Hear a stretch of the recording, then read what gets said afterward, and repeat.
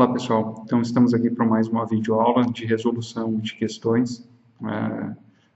Já deixo aqui o recado, o convite para quem quiser se inscrever no canal, deixar o seu like, se porventura gostar do material.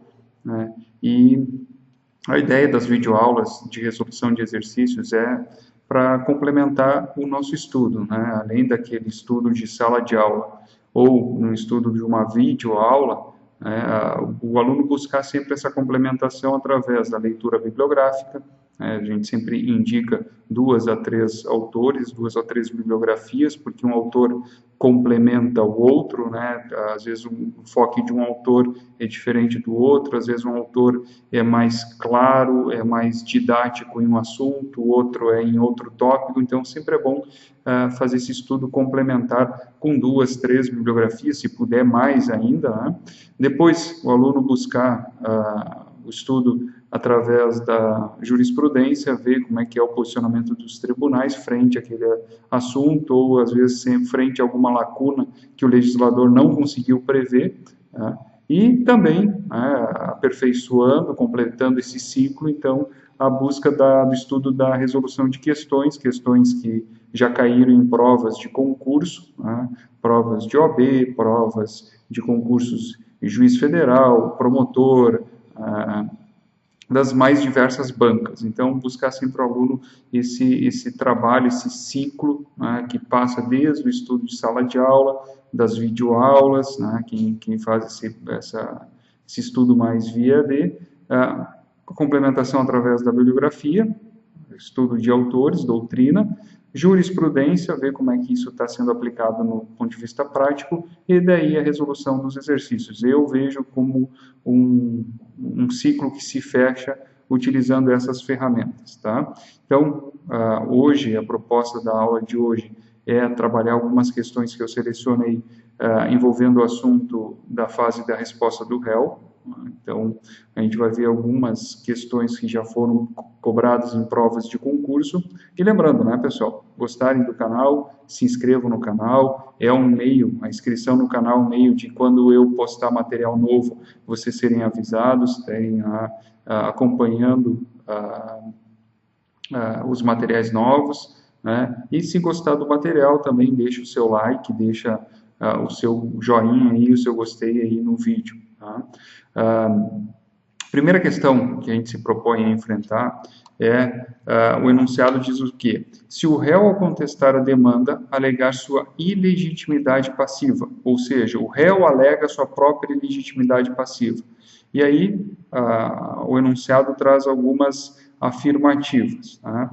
O juiz, então, extinguirá o processo sem resolução de mérito. Essa aqui é uma alternativa que está incorreta, em virtude do artigo 485 do CPC. Ele não vai extinguir o processo sem resolução do mérito só porque o réu alegou a ilegitimidade passiva. Então, essa afirmação é incorreta. B. Oportunizará o réu o redirecionamento da demanda. Cuidado. Olha aqui, oportunizará ao réu o redirecionamento da demanda. A gente vai ver que a alternativa correta dessa questão é oportunizará ao autor o redirecionamento da demanda pelo teor do artigo 338 do CPC. Então, não é o réu que vai fazer o redirecionamento da demanda. Ele pode alegar a legitimidade passiva, sua legitimidade passiva, mas é o autor que vai fazer o redirecionamento da demanda. C. Receberá a alegação do réu como nomeação autoria e chamará ao processo o sujeito indicado por ele na contestação. Não é esse caso, tá? Então, a gente não vamos adentrar muito na análise aqui do Instituto da Nomeação Autoria e Chamamento ao Processo, e vamos direto aqui à alternativa D. Oportunizará o autor o redirecionamento da demanda. Artigo 338, esse é o nosso X da questão, afirmação correta. Vejam o que diz o artigo 338 do CPC. Alegando o réu na contestação ser parte ilegítima, ou seja, é o enunciado, ou não ser o responsável pelo prejuízo invocado, o juiz facultará ao autor, em 15 dias, a alteração da petição inicial para substituição do réu, ou seja, redirecionar a demanda para o novo réu, o réu correto. Tá? E aí, só para a gente eliminar as alternativas, alternativa B, promoverá o julgamento antecipado da lide. Aqui eu queria concentrar um pouquinho mais a nossa atenção para a gente não confundir os institutos. Olha aqui, promoverá o julgamento antecipado da lide. O julgamento antecipado da lide ou do pedido está lá no 335 do CPC. O juiz julgará antecipadamente o pedido, proferindo sentença com resolução de mérito quando? Quando não houver necessidade de produção de outras provas, o processo já está pronto para ser julgado, né, é uma questão de fato, que não, desculpa, uma questão puramente de direito, que não envolve questão de fato, não envolve mais produção de prova, ou se o réu é revel, daí ele incide aqueles efeitos da revelia, que a gente analisou em outra videoaula, quem quiser ver um pouco mais sobre essa questão da revelia, na videoaula sobre revelia, resolução de questão sobre revelia, a gente tem esse conteúdo. Né? Então, o réu, quando for revel, o juiz vai analisar se ele vai aplicar os efeitos da revelia, ou seja, a presunção de veracidade dos fatos alegados pelo direito autor, pelo autor. Ele vai ver se aplica os efeitos da revelia, de considerar veracidade dos fatos alegados pelo autor. E aí, se o juiz entender que se aplica os efeitos da revelia e não tiver mais provas, produção de provas, o juiz acha que não é necessário produzir mais provas, aí aplica o 349, que é o julgamento antecipado do pedido. Tá? Ele vai julgar um mérito já direto. Então, veja, promoverá o julgamento antecipado da lide. Ou seja, não é o caso. O réu, veja o enunciado, o réu contesta a demanda alegando sua ilegitimidade passiva. Ele não vai promover o julgamento antecipado do mérito. Ele vai oportunizar ao autor o redirecionamento da demanda. Tá? E quando é que há o julgamento antecipado da lide? Tá? Ou o julgamento antecipado do pedido? Quando não houver necessidade de produção de provas e o réu for revel. Aí o que acontece? O juiz vai analisar se o pedido vai ser procedente ou improcedente. Vejam que revelia não é sinônimo de procedência do pedido. O efeito da revelia é a presunção de veracidade dos fatos alegados pelo autor. As consequências jurídicas deste fato, o juiz vai sobrepesar e vai sentenciar se é procedente ou improcedente. Cuidado, então, sobre a diferença entre julgamento antecipado da lide. Não é o caso porque o réu alegou sua legitimidade passiva, mas eu quero aproveitar o gancho e trabalhar essa diferença entre julgamento antecipado da lide e a questão da improcedência liminar do pedido. Ou seja, aqui o juiz vai julgar improcedente o pedido, de forma liminar, ou seja, recebeu a petição inicial, nem cita o réu e já julga improcedente o pedido. Tá? Diferente do julgamento antecipado da lide. O julgamento antecipado da lide, o juiz vai julgar procedente ou improcedente. Agora, aqui, no 332, ele vai julgar improcedente, ou seja, ele já tem um pré-estabelecimento de improcedência do pedido. Nas causas que dispensam, hoje o que é o teor do 332. Nas causas que dispensam a fase instrutória, o juiz, independentemente da citação do réu, julgará liminarmente improcedente o pedido quando o pedido contrariar enunciado de súmula do STF ou do STJ, acórdão proferido pelo STF ou pelo STJ em julgamento de recursos repetitivos, entendimento quando o pedido contrariar entendimento firmado incidente de resolução de demandas repetitivas, o RDR, IRDR, ou assunção de competência, ou quando contrariar enunciado de súmula de Tribunal de Justiça sobre direito local. Então, vejam, essas situações é que vai ter improcedência liminar do pedido. Improcedente o pedido. Diferente do julgamento antecipado da lide, que pode ter um julgamento procedente ou improcedente. Tá? Então, essas observações que eu gostaria de trazer aqui para vocês, essas lições sobre essa primeira questão, que traz, esses elementos dessas temáticas aqui interessantes que a gente separou. Tá? A questão número 2, que a gente separou para vocês, é tem a seguinte enunciado: após ter sido citado em demanda que tramita pelo procedimento comum, Celso, além de se defender quanto ao mérito das alegações, deseja alegar incompetência relativa e incorreção quanto ao valor da causa, bem como apresentar reconvenção.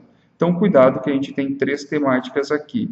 Tá? Além da defesa quanto ao mérito, ele deseja invocar o que mais? A incompetência relativa, a incorreção do valor da causa, bem como reconvenção. Aí o que acontece? O novo Código de Processo Civil ele modificou as questões dos incidentes que antes a maioria deles vinham em peça separada, agora no novo Código de Processo Civil se concentrou isso na contestação, na peça de defesa. Vejam só o enunciado voltando. Nessa situação hipotética, de acordo com o CPC, devem ser apresentadas a defesa de mérito, a incompetência relativa e a incorreção do valor da causa na contestação e a reconvenção em peça distinta. Cuidado, pessoal, cuidado. A reconvenção deve ser na mesma peça. Tá? Cuidado com relação a isso. B. A defesa de mérito, a alegação de incompetência relativa e a reconvenção na peça de contestação e a alegação de incorreção do valor da causa em peça distinta. Cuidado com esse enunciado. Tá? A alegação de incorreção do valor da causa em peça distinta. Não, isso já é dentro da própria contestação pela nova sistemática. Já a gente vai analisar isso. A defesa de mérito, a alegação de incompetência relativa, a alegação de incorreção do valor da causa e a reconvenção em uma única peça processual de contestação. Esse é o nosso X da questão. Essa é a nossa alternativa correta. Vejam só. Sobre a reconvenção, ou seja, que a gente falou aqui, bem como apresentar a reconvenção. A reconvenção está lá no 343 do CPC, que diz o quê? Na contestação, é lícito ao réu, na contestação, na peça de contestação, é lícito ao réu propor reconvenção para manifestar pretensão própria, conexa com a ação principal ou com fundamento de defesa. A defesa de mérito, a alegação de competência relativa e a incorreção do valor da causa devem ser discutidas dentro da contestação em preliminar ao mérito, pelo 337. Incumbe ao réu, antes de discutir o mérito, em sede preliminar de mérito, alegar o quê? Incompetência absoluta ou relativa e incorreção do valor da causa. Tá? Então, essa defesa de mérito, a alegação de competência relativa e incorreção do valor da causa, tem que ser em preliminar de defesa de mérito. Tá? Então, aqui, essas duas alternativas, a alternativa A e B, estão equivocadas por quê? Porque eles trazem a reconvenção em peça distinta e a alegação de incorreção do valor da causa em peça distinta. Então, por ali já elimina a A e a B. A C é o X da questão, né? E a gente tem que ter bem presente e não confundir a hipótese do 146 do CPC. Veja o que diz o 146. No prazo de 15 dias a contar do conhecimento do fato, a parte alegará impedimento ou a suspensão em petição específica dirigida ao juiz do processo. Vejam só, incompetência absoluta ou relativa, ele é diferente do impedimento e suspensão. Juiz incompetente é aquele que não tem competência para julgar. Impedimento ou suspensão são máculas que se colocam em face do juiz, em que ele vai perder imparcialidade nesse processo.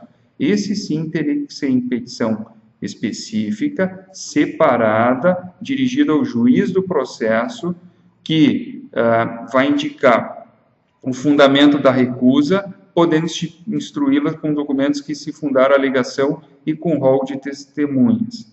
Tá? Ou seja, como o processo vai ser julgado, esse impedimento ou suspensão, pelo tribunal, se é um juiz de primeiro grau, o tribunal que vai julgar, ele tem que formar um auto apartado e esse processo, esse incidente vai subir para ser julgado. Esse processo fica em primeiro grau e o incidente sobe.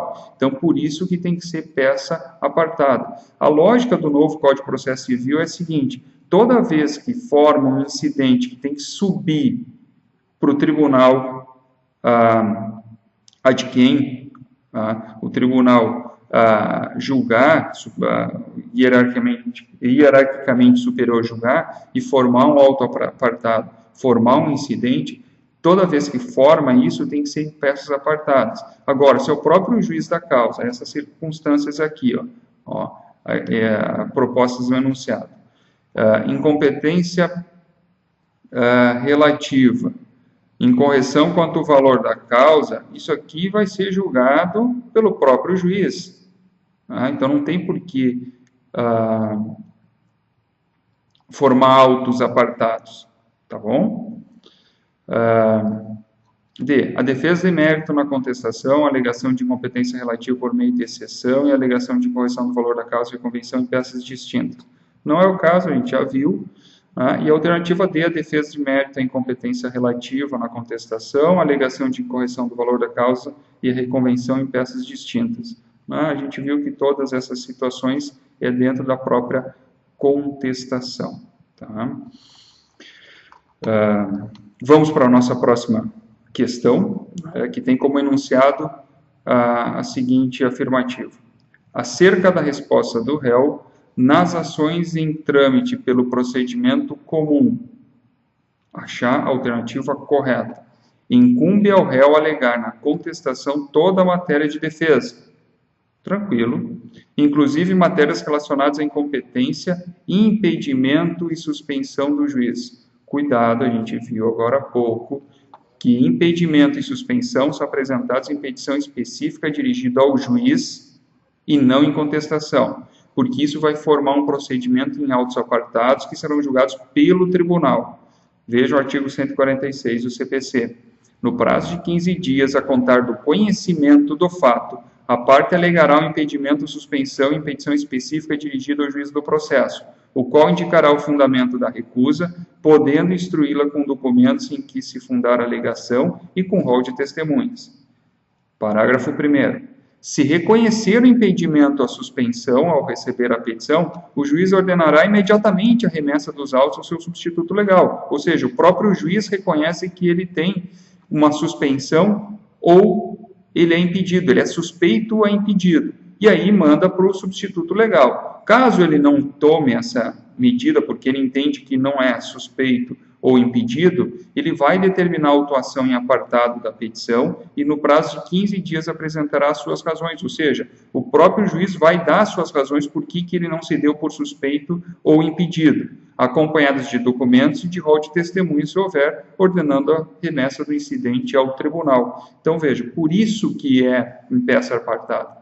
Então, esse é o critério que o legislador definiu para saber se vai ser em peça apartada ou vai ser na própria contestação, aquilo que a gente viu na questão anterior. Então, veja, as perguntas são recorrentes, os assuntos que caem nos concursos são recorrentes. O que vai modificar é a forma de apresentar e questionar isso para o examinado. Então, se o aluno, o estudante, tiver preparado com as questões, tiver exercitado as questões, ele não vai ser pego de surpresa. Ele vai conseguir discernir o que está sendo perguntado, onde é que está a nuance, o detalhe da questão, porque os assuntos recorrentemente são os mesmos. O que muda é a forma de serem perguntados. Tá? Então, essa aqui está incorreta, a alternativa A. B. Pode o juiz declinar de ofício da competência em razão de convenção de arbitragem, mesmo que o réu não tenha arguído tal matéria na contestação. Essa aqui é uma alternativa incorreta, porque não se conhece de convenção de arbitragem de competência relativa de ofício. Vejam o que diz o artigo 337, parágrafo 5º. Excetuadas a convenção de arbitragem e competência relativa, o juiz conhecerá de ofício as matérias enumeradas nesse artigo. Ou seja, as matérias enumeradas no artigo 337, ele pode conhecer de ofício. excetuadas a convenção de arbitragem e competência relativa, ou seja, essas duas matérias ele não pode conhecer de ofício. Então, a alternativa B está incorreta. Alternativa C. Pode o réu alegar ser parte ilegítima ou não ser o responsável pelo prejuízo invocado, caso em que o juiz extinguirá o processo sem resolução do mérito. Ou seja, voltou novamente aquele tipo de afirmação aqui numa questão agora com uma outra roupagem. Tá? A gente viu que o juiz vai facultar o autor, então, o redirecionamento em 15 dias, tá? Fazer a alteração da petição inicial para substituir o réu. Tá? É o autor que faz isso. Tá? Ele não vai extinguir o processo sem resolução do mérito. Então, é essa parte aqui que está incorreta na sentença. Alternativa D. Pode o réu deduzir em face do autor em petição apartada, cuidado, sempre contém a petição apartada, né? Tomar cuidado se isso vai formar um auto apartado para o julgamento no tribunal. Poderá o réu deduzir em face do autor em petição apartada pretensão própria conexa com a ação principal ou com fundamento da defesa. O que é isso? Isso é a chamada reconvenção, e a gente viu que reconvenção é feita na própria contestação pela sistemática do novo Código de Processo Civil, tá? Ou até mesmo independente da contestação. Não é necessário que tenha contestação para que haja reconvenção. Pode o réu não contestar e apresentar aí só uma peça de reconvenção. Aí se pergunta, e aí, o réu vai ser revel? Porque ele não contestou, ele só fez um contra-ataque, ele fez uma reconvenção, contra-atacou o autor. Ele vai ser considerado revel? Depende do que for trabalhado na reconvenção. Se no geral a reconvenção fizer defesa do pedido do autor, ele não vai ser considerado revel. Agora, se ele não contestar e só fez a reconvenção, pode acontecer que ele seja considerado revel na ação em que o autor está postulando contra ele. Né? E aí ele tem o contra-ataque, que é a reconvenção, que vai ser autuado, vai ser trabalhado, tudo isso no mesmo processo. Ele não vai ter uma numeração diferente, ele não vai ter um processo apenso, autos apensados, é tudo no mesmo processo, e a sentença vai julgar o quê? A ação e a reconvenção. A ação do autor contra o réu e a reconvenção, que é o pedido do réu em face do autor. Artigo 343, na contestação, é lícito do réu propor reconvenção para manifestar pretensão própria conexa com a ação principal ou com fundamento da defesa. O réu pode propor reconvenção, independente de oferecer contestação. Tá? Então, essa aqui está incorreta. E a nossa alternativa, então, nosso X da questão, por eliminação, só sobrou essa, vamos ver. Né? O bom candidato, ele analisa, ele não marca. Por eliminação, as 4 estão incorretas, automaticamente a última está correta. Ele faz uma análise, o jogo do teste, para ver se realmente é essa alternativa correta e se ele não se passou nas outras alternativas anteriores. Qual é a afirmativa? Pode o réu oferecer reconvenção em face da parte autora e de terceiro estranho à relação processual. É possível, né? Claro que é, pela sistemática do novo Código de Processo Civil, pelo artigo 343, parágrafo 3º, a reconvenção pode ser proposta contra o autor e terceiro. Tá? Então, a gente tem um litisconsórcio que pode ser formado na reconvenção. Pode, por exemplo, o réu propor uma reconvenção contra o autor, o réu e um terceiro estranho contra o autor. Pode o réu propor uma reconvenção contra o autor e mais um terceiro estranho. Possivelmente pode. Agora, o que não pode é um terceiro estranho sem o réu propor uma reconvenção contra o autor. Ou o réu propor uma reconvenção a outras 2 pessoas estranhas e não contra o autor. Só contra pessoas estranhas não pode. Agora, contra o autor e um terceiro que era estranho ali de principal, isso é bem tranquilo que é possível. Tá? Então, a gente termina a análise dessa questão que a gente separou e vai para a questão número 4. Tá? Indeferida a petição inicial, poderá o autor interpor recurso de apelação. Acerca do exposto, assinale a alternativa correta. Interposta a apelação, faculta-se o juiz no prazo de 5 dias retratar-se. Tá? Já de cara, nosso X da questão, a nossa alternativa correta.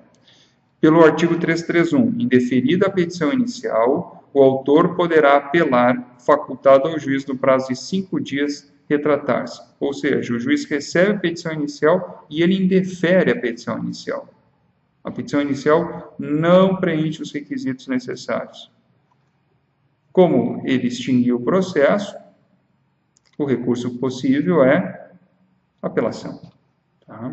E aí pode o juiz retratar-se dessa indeferimento da petição inicial no prazo de 5 dias. B. Não ocorrendo a retratação, o juiz ordenará a citação do réu para contestar a ação. Cuidado! Se tem um indeferimento da petição inicial, o juiz não se retratando, o que vai subir para o tribunal é a apelação. Então, o réu ele vai ser citado não para contestar a ação, mas sim para apresentar resposta ao recurso. Então, cuidado, para contestar a ação e apresentar resposta ao recurso, errado. Parágrafo 1º do artigo 331. Se não houver retratação, o juiz mandará citar o réu para responder ao recurso. Contestar a ação vai ser uma outra oportunidade que vai ser aberta para o réu, então, fazer a sua contestação. Então, a alternativa B está incorreta. C. Caso o tribunal reforme a sentença, o processo retornará à primeira instância e o réu será devidamente citado, de modo que o prazo para a defesa começará a correr da juntada aos autos do mandado de citação do réu. Ou seja, esse é um questionamento que se faz, né? Bom, se o processo subiu, né, a apelação subiu, a apelação reformou a decisão do juiz de indeferimento da petição inicial, diz, não, a petição inicial deve ser recebida, preenche os requisitos, não é caso de indeferimento, não é uma petição inicial inepta. O que acontece na próxima fase? Resposta do réu. Só que a partir de quando que vai contar o prazo de resposta do réu? Vejam pelo parágrafo 2º do 331. Sendo a sentença reformada pelo tribunal, o prazo para contestação começará a correr da intimação do retorno dos autos, observado o disposto do artigo 334. Ou seja, o réu não vai ser citado novamente, ele já foi citado. Então, o que acontece? Ele vai ser intimado do retorno dos autos. E aí, da intimação do retorno dos autos, começa a correr o seu prazo de contestação, 15 dias úteis. Tá? Então, não é da juntada do mandado de citação do réu. Ele já foi citado para responder ao recurso. Ele já integrou o processo. Então, na verdade, o que ele vai ter a partir de agora é uma intimação. Cuidado com essa situação. Bem capciosa essa alternativa C. Não há duas citações, há uma citação. Então, o próximo agora para apresentar a sua resposta é uma intimação do retorno dos autos do TJ desce para o primeiro grau e aí ele vai ser intimado do retorno desses autos e aí abre o prazo para contestar.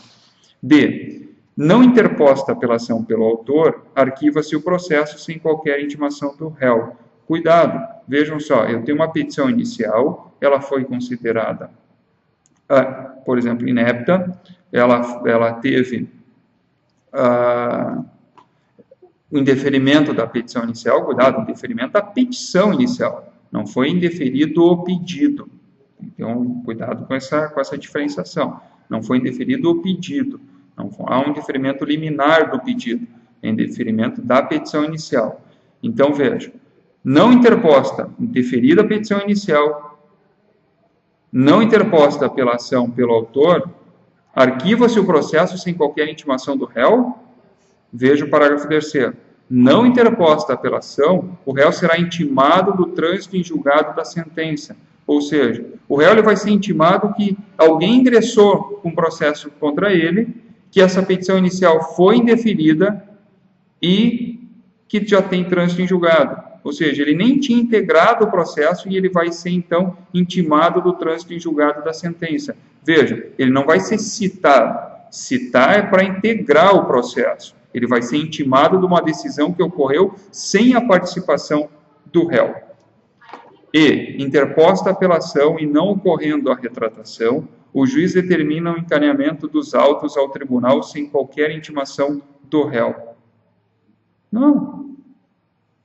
Se não houver retratação, o juiz vai mandar citar o réu, ou seja, para integrar o processo e para responder o recurso, que a gente viu antes. Esse recurso não vai subir à revelia do réu, sem ele ter nem conhecimento disso. Ele tem que exercitar o seu direito do contraditório, a bilateralidade do processo. Então, tem que ser oportunizado ele se manifestar com relação à apelação, responder ao recurso. Ok? Então, aqui a gente encerra a análise de todas as alternativas dessa questão. Vamos para a próxima questão, questão número 5. O fenômeno da reconvenção é verificado em direito processual civil, sendo considerado um instrumento importante para a defesa. A respeito desse tema, podemos dizer que é vedada a reconvenção quando proposta. E aqui, já de cara, a gente tem a alternativa A como a resposta correta, sem conexão com a ação principal. A gente já leu o artigo 343 nas outras questões, mas a gente não fez essa observação específica com relação à reconvenção e o cabimento da reconvenção. A gente passou batido, eu não me detive naquele momento, porque essa era a questão certa para a gente analisar isso. Na contestação, é lícito ao réu propor reconvenção para manifestar pretensão própria, conexa com a ação principal ou com o fundamento da sua defesa. Então, para que seja possível a reconvenção, ela tem que ser conexa, ter uma conexão com a ação principal, algum ponto de contato com a ação principal. Para que haja um contra-ataque do réu em relação ao autor, tem que ter essa conexão. Não pode ser algo totalmente distante do que é a ação principal. Então, essa é vedada a reconvenção sem conexão com a ação principal. É vedada independentemente do oferecimento de contestação? Não, a gente viu que é possível, inclusive, a reconvenção sem contestação. É vedada a reconvenção, vamos ler de novo, é vedada a reconvenção em alinhamento com um dos fundamentos da defesa? Não. A reconvenção ou tem que ser conexa com a ação principal ou com o fundamento da própria defesa. É vedada a reconvenção por réu em litisconsórcio? Não, é possível. A reconvenção pode ser proposta pelo réu em litisconsórcio com terceiro, ou seja, o réu com um estranho contra o autor ou o réu contra o autor e um estranho. A gente viu isso. Então, aqui a gente já elimina a alternativa D e analisou todas as alternativas. Veja que a gente tem que fazer essa leitura. É vedada a reconvenção quando? Sem conexão com a ação principal. Isso é vedado. Agora, nessas alternativas, ela é possível a reconvenção, independente do oferecimento da contestação, em alinhamento com os fundamentos da defesa, está aqui, e por réu em litisconsórcio. Réu em litisconsórcio ou réu contra o autor em litisconsórcio. Vamos para a alternativa, para a questão número 6. No que se refere às respostas do réu, assinale a alternativa correta. A reconvenção e a contestação devem ser apresentadas em peças separadas? Não. Peças simultâneas, é na mesma peça. A reconvenção e a contestação tem que ser na mesma peça. Pode acontecer da reconvenção sem contestação, mas o que está falando aqui o enunciado, a afirmação a reconvenção e a contestação devem ser apresentadas em peças separadas, ou seja, está tendo contestação e reconvenção e elas têm que ser separadas. Não, elas têm que ser juntas. A incompetência absoluta e a incompetência relativa devem ser alegadas pelo réu na contestação, constituindo preliminar processual. E o nosso X da questão, novamente uma questão envolvendo se é em peça autônoma ou em preliminar de contestação. Está aqui, artigo 64. A incompetência absoluta ou relativa será alegada como questão preliminar de contestação. Então, tem que fazer a observação que o CPC excluiu a exceção de incompetência, o impedimento e suspensão devem ser alegados em preliminar de contestação. Então, essa exceção de incompetência em peça separada está excluído pelo novo Código de Processo Civil. C. O impedimento do juiz deve ser arguido por meio de exceção em peça autônoma, mas no mesmo prazo para oferecimento da contestação. Vejam só, o impedimento do juiz deve ser arguido por meio de exceção em peça autônoma, mas no mesmo prazo para oferecimento da contestação. Vejam o artigo 146. No prazo de 15 dias a contar do conhecimento do fato, a parte alegará o impedimento ou a suspensão em petição específica dirigida ao juiz do processo, o qual indicará o fundamento da recusa, podendo instruí-la com documentos que fundaram a alegação e com rol de testemunhas. Então, veja, 15 dias a contar do conhecimento do fato, e não no mesmo prazo para contestação. Não é no mesmo prazo de contestação. Pode ser posteriormente, tomar conhecimento posteriormente. Então, a contar do conhecimento do fato. Em petição específica dirigida ao juiz do processo. D. As alegações de impedimento e de suspensão devem ser realizadas na contestação e constituem questões preliminares de natureza processual. Então, a gente viu que não é em preliminar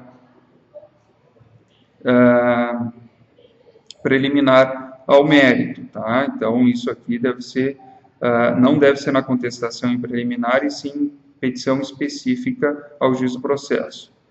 E o réu somente pode surgir-se quanto ao valor atribuído à causa por meio de petição específica. Não, a gente viu que a impugnação ao valor da causa é em preliminar de contestação pelo artigo 293. Tá? Esse é uma concentração das alegações do réu na contestação.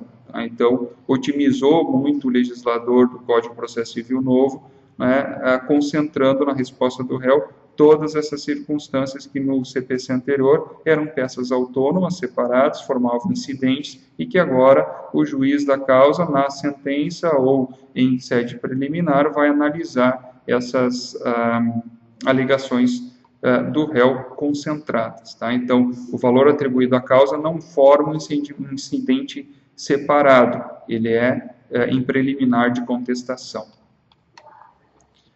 Questão 7. João ajuizou a ação contra Maria e Joana, as quais citadas se fizeram representar por diferentes procuradores. Ótima questão. Tá? Essa é uma questão excelente. João ajuizou a ação contra Maria e Joana, as quais citadas se fizeram representar por diferentes procuradores. O que o examinado já pressupõe aqui? O prazo para contestação com procuradores distintos e de escritórios de advocacias distintos dá o prazo em dobro para o réu. E ele vem aqui e automaticamente marca a alternativa E, 30 dias. Cuidado, olha a nuance, capciosa a questão. As procurações foram juntadas aos autos eletrônicos. Aqui está uma exceção. Nessa situação hipotética, o prazo para Maria e Joana apresentarem suas contestações no processo é de 15 dias. Artigo 299. CPC, os litisconsortes que tiverem diferentes procuradores e escritórios de advocacias distintos terão prazos contados em dobro para todas suas manifestações em qualquer juízo ou tribunal, independentemente de requerimento. Ou seja, é a regra. E aí o examinado, o estudante, o aluno, ele só lembra da regra nessas circunstâncias. O primeiro plano, ele lembra da regra. E ele acha que o examinador está tratando da regra. Mas o examinador, mais capcioso, ele vai pedir a exceção. E ele vai largar essa exceção de forma marginal, de forma sucinta, assim, de forma bem capciosa, bem na nuance, né? Vejam só, as procurações foram juntadas aos autos eletrônicos. Parágrafo 2º. Não se aplica o disposto no caput do prazo em dobro quando os réus tiverem advogados distintos de escritórios de advocacias distintos, quando os processos forem autos eletrônicos. Por quê, pessoal? O legislador, quando ele concedeu essa vantagem dos réus em litisconsórcio, que tiverem procuradores distintos, de escritórios distintos, por quê?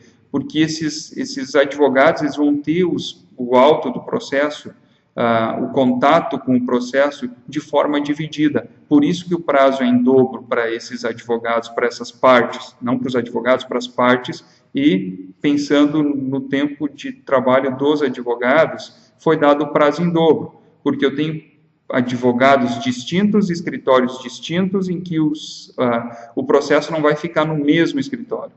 Cuidado que não pode, por exemplo, os réus, em litisconsórcio, 2 réus, por exemplo, para ter prazo em dobro, eles pegam e colocam procuração de 2 advogados distintos, mas esses 2 advogados compõem uma banca de advogados única, ou seja, ele é do mesmo escritório de advocacia. Às vezes acontece de ter 4, 5 advogados, e aí passa a procuração de um advogado 1 e 2 para o réu A e B, mas ele é do mesmo escritório. Então, nessas circunstâncias, quando são procuradores distintos do mesmo escritório de advocacia, não tem prazo em dobro. Por quê? Porque eles vão ter acesso aos autos do processo de forma simultânea.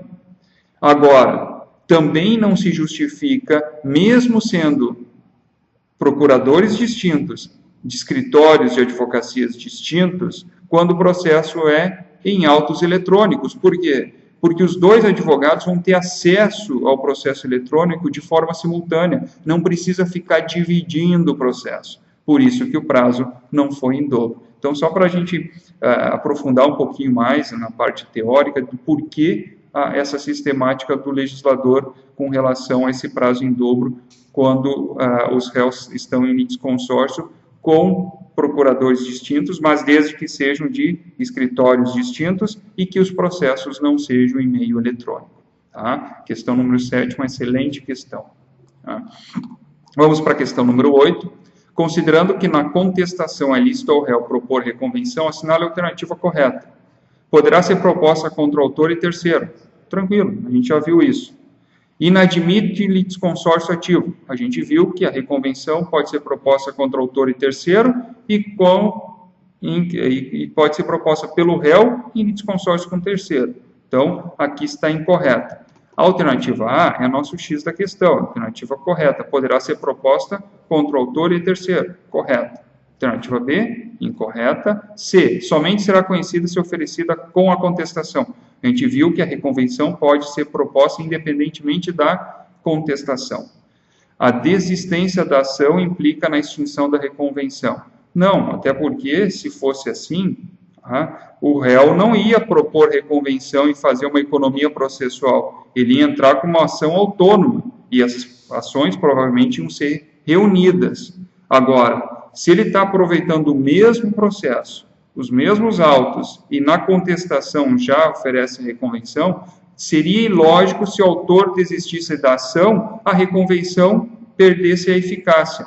Não é assim. A reconvenção é independente da ação principal. Mesmo que o autor desista da ação principal, o processo vai seguir com a reconvenção. Veja o parágrafo 2º, do artigo 343, a desistência da ação ou a ocorrência de causa extintiva da ação que impeça o exame do seu mérito não obsta o prosseguimento do processo contra a reconvenção.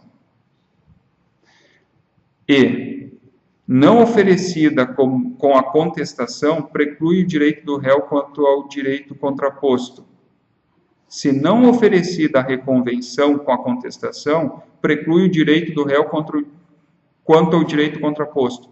Cuidado, pessoal, olha a nuance, de novo, de uma alternativa do examinador. Muito inteligente o examinador, exige do examinado um conhecimento e atenção bem profunda, o examinado que ele vai estar cansado, muitas questões, ele vai estar saltando de um assunto para o outro, ele tem que estar muito atento. Tá?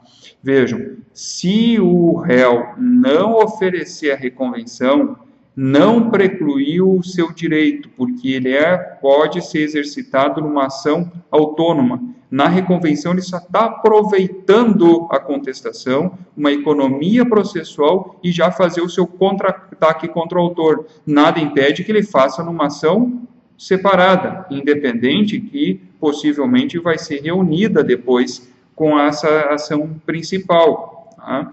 Mas ele não preclui o direito por não ter exercitado na reconvenção. A preclusão atinge a prerrogativa processual de oferecer a reconvenção. Não oferecida na contestação reconvenção, ele não pode lá na frente querer fazer a reconvenção, reconvir contra o autor, mas ele vai poder exercitar através de uma ação autônoma. Cuidado, então, a alternativa E não é a nossa X da questão, a alternativa incorreta. Seguindo na nossa análise, a questão número 9, o réu poderá oferecer um pedido contraposto ao do autor, chamado reconvenção.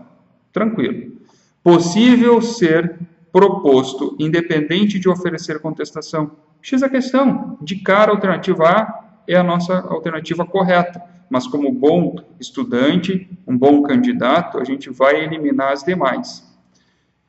Inviável em face de terceiro, mas apenas proposta contra o autor da ação. Pode contra terceiro, desde que seja contra o autor e terceiro. Não pode só ser contra um terceiro de forma isolada. Isso a gente já viu. Então, o B está incorreto. C, apresentado em peça própria e no mesmo prazo da contestação. Não, ele é junto com a contestação. Tá? E no prazo da contestação. Se não apresentar reconvenção no prazo da contestação, preclui o direito de apresentar reconvenção. Não preclui o direito de contra-ataque do réu contra o autor em ação autônoma. D, sendo que a desistência da ação pelo autor leva à sua extinção. Não, a desistência do autor da ação não extingue a reconvenção, porque eles são independentes. Tá? Uma reconvenção independente da ação. Vamos para a questão 10. Com relação ao incidente e impedimento do juiz, avalia as seguintes proposições. Então, a questão dá algumas sentenças e que depois a gente vai ter que analisar quais que estão corretas ou incorretas. A sentença 1. Há impedimento do juiz, sendo-lhe vedado exercer suas funções no processo de que conheceu em outro grau de jurisdição, tendo proferido decisão. Correto. Há impedimento. Quando é que há impedimento do juiz? Inciso 2 do 144. De que conheceu em outro grau de jurisdição, tendo proferido decisão. Alternativa 2. É vedada a criação de fato superveniente a fim de caracterizar impedimento do juiz. Ou seja, a parte não pode construir uma inimizade muito grande, uma situação de impedimento com o juiz para que ele seja afastado do processo. Artigo 144, parágrafo 2º. É vedada a criação de fato superveniente a fim de caracterizar impedimento do juiz. 3. No prazo de 15 dias a contar do conhecimento do fato, a parte alegará o impedimento em petição dirigida ao presidente do tribunal, ao qual o juiz está vinculado. Não. Pelo artigo 146, o impedimento ou suspensão vai ser dirigido em petição específica dirigida ao juiz do processo, e aí ele vai poder, então, se declarar impedido suspeito. Se ele não se declarar, aí sim, o processo sobe para o tribunal, então, julgar. Falsa a sentença 3. Sentença 4. Aplica-se os motivos do impedimento aos auxiliares de justiça. Sim, o artigo 148 ele estende, então, os motivos de impedimento e suspensão, que estavam previstos inicialmente para o juiz, aos auxiliares de justiça. Então, quais estão corretas? Alternativa 1, 2 e 4. 1, 2 e 4. Alternativa 3 era a alternativa falsa. Tá? Então, para a nossa última questão separada para vocês, tá? Analise as proposições abaixo acerca dos impedimentos e da suspensão. Há impedimento quando o juiz promover ação contra a parte ou seu advogado? Certo, artigo 144. Há impedimento do juiz sendo-lhe vedado exercer suas funções no processo, inciso 9, quando promover ação contra a parte ou seu advogado. Ou seja, ele não tem como julgar uma ação de uma parte em que ele também está litigando. 2. Há impedimento quando o primo do juiz estiver postulando como advogado. Errada. Cuidado. Primo é 4º grau e o impedimento é até 3º grau. Veja o artigo 144. Há impedimento do juiz sendo-lhe vedado exercer suas funções no processo. 3. Quando nele estiver postulando como defensor público, advogado ou membro do Ministério Público, seu cônjuge ou companheiro, ou qualquer parente consanguíneo afim, em linha reta ou colateral, até 3º grau, inclusive. Então, primo é 4º grau, cuidado. Então, aqui está errado, não há impedimento. A suspensão quando o juiz for amigo íntimo ou inimigo das partes e de seus advogados. Certo, a suspensão do juiz quando é amigo íntimo ou inimigo de qualquer das partes e dos seus advogados. Artigo 145. Poderá o juiz declarar-se suspeito por motivo de foro íntimo, sem necessidade de declarar suas razões. Certo, artigo 145, parágrafo 1º. Poderá o juiz declarar-se suspeito por motivo de foro íntimo, sem necessidade de declarar suas razões. Cópia do texto de lei. Então, o que está correto, o nosso X da questão, é 1, 3 e 4. Alternativa 1, 3 e 4. Bom, pessoal, essas seriam as questões que eu separei para a gente analisar com relação à resposta do réu. A gente vê que os assuntos são recorrentes nos concursos. O que muda são as formas de serem questionados, de serem trazidos para exame do candidato, do aluno. Então, muita atenção na hora das provas, ter tranquilidade, ter clareza. Eu sei que isso é difícil, as provas são extensas, são cansativas, então ter uma boa noite de sono, concentrar foco, respirar, ter os momentos de pausa durante a prova, manter a tranquilidade. Um bom percentual do êxito na prova é a tranquilidade, a serenidade da prova. A gente vai obter isso como? Com segurança, com estudo, com dedicação, enfrentando a questão doutrinária, enfrentando a análise jurisprudencial, tendo previamente já enfrentado questões de banca, de concurso, de provas da OAB. Isso vai nos dar uma segurança, uma tranquilidade, uma clareza maior de conseguir identificar as nuances, os detalhes, as ditas pega-ratão, as questões alternativas pega-ratão. Então, isso que o candidato vai obter com treino, com dedicação, com esforço. Não tem outra receita, esse é o método de ter êxito nessas provas, nos concursos públicos, para lograr um bom cargo, uma boa remuneração. Essa é a receita.